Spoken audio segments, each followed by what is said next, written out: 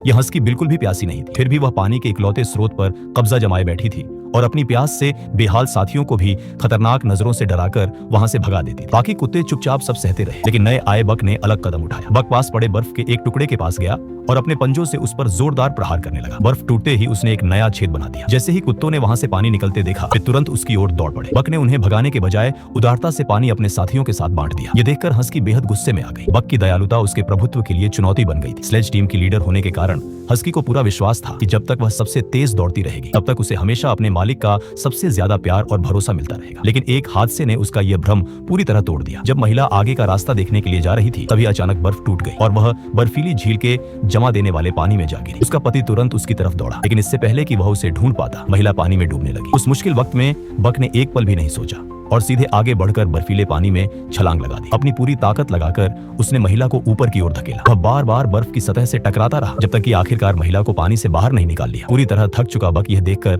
संतुष्ट हुआ कि महिला खतरे से बाहर है, लेकिन उसके शरीर की सारी ताकत खत्म हो चुकी थी और वह खुद नीचे अंधेरे पानी में डूबने लगा। आदमी बर्फ पर घुटनों के बल बैठ गया और बेबसी से बक का नाम पुकारने लगा। तभी उसे नीचे से कुछ आवाज सुनाई दी। उसने तुरंत अपना चाकू निकाला और बर्फ को तेजी से काटने लगा, लेकिन बर्फ की मोटी सतह के कारण चाकू की धार टूट गई। आदमी निराश होकर बर्फ पर मुक्के मारने लगा। वह अपने वफादार बक को खोना नहीं चाहता था। तभी उसके पास एक लकड़ी की छड़ी दिखाई दी। उसने छड़ी उठाई और उससे बर्फ तोड़ने लगा, लेकिन तभी उसे कुछ अजीब महसूस हुआ। पीछे मुड़कर देखा तो वह छड़ी बक उसे पकड़ा रहा था। बक खुद किसी तरह पानी से बाहर निकल आया था। हस्की ने देखा कि उसका मालिक बक को लेकर कितना खुश और परेशान है। उसके अंदर जलन धीरे धीरे बढ़ने लगी। उस रात महिला ने बक को इनाम में चिकन की एक अतिरिक्त टांग दी और दिल से उसका शुक्रिया अदा किया। हस्की ने यह सब देखा और उसके मन की कड़वाहट और बढ़ गई। उसने फैसला कर लिया कि अब बक के साथ हिसाब बराबर करने का समय आ गया है। कुछ समय बाद जब सभी कुत्ते बर्फीले खरगोशों का पीछा कर रहे थे, बक एक खरगोश को पकड़ने में कामयाब हो गया, लेकिन उसने उसे बिना नुकसान पहुंचाए छोड़ दिया। खरगोश अभी कुछ ही कदम आगे बढ़ा था कि हस्की अचानक वहां पहुंची और एक ही झटके में उसे मार डाला। यह बक के लिए सीधी चुनौती थी। इसके बाद हस्की बक के सामने आकर खड़ी हो गई। भेड़ियों के झुंड की तरह रहने वाले इस समूह में सिर्फ एक ही लीडर हो सकता था। बक एक पालतू शहर का कुत्ता था और उसने पहले कभी